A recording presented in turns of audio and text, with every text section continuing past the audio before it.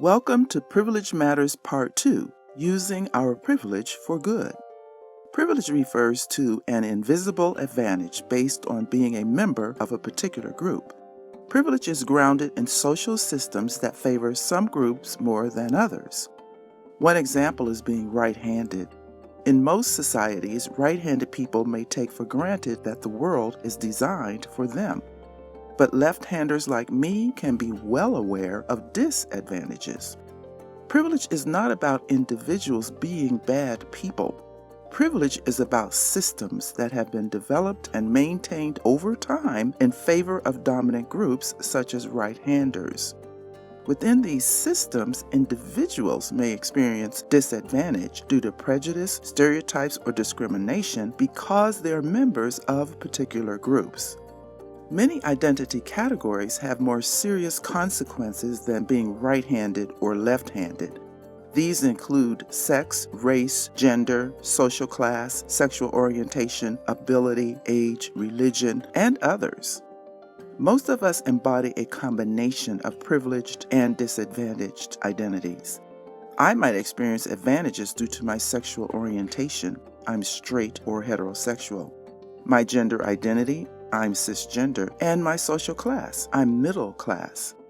I might also experience disadvantage due to my race, Black, sex, female, and age, senior citizen.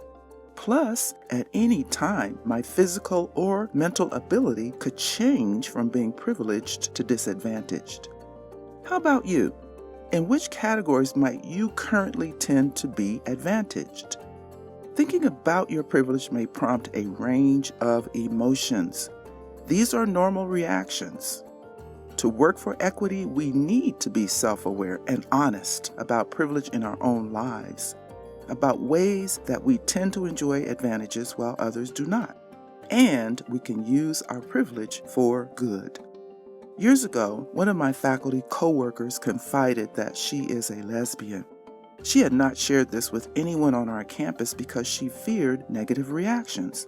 She opened my eyes to heterosexism, which I was totally unaware of. I started to identify advantages of heteronormativity in my life.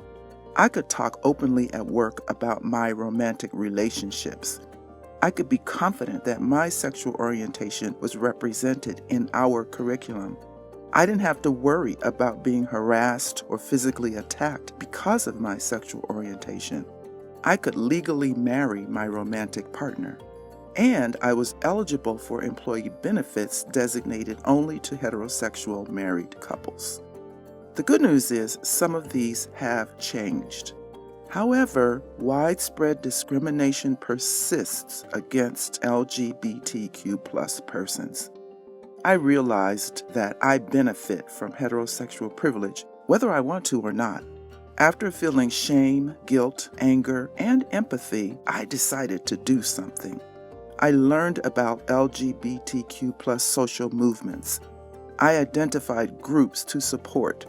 I worked with graduate assistants to add information about sexual diversity to our curriculum. I collaborated with my colleague to raise awareness. We made presentations and we published articles. Thanks to my colleague, I became committed to using my various privileges for good. I'm currently focusing on my cisgender privilege. What about you? How can you begin or continue to use your privilege for good? For more information and ideas, please visit differencematters.info.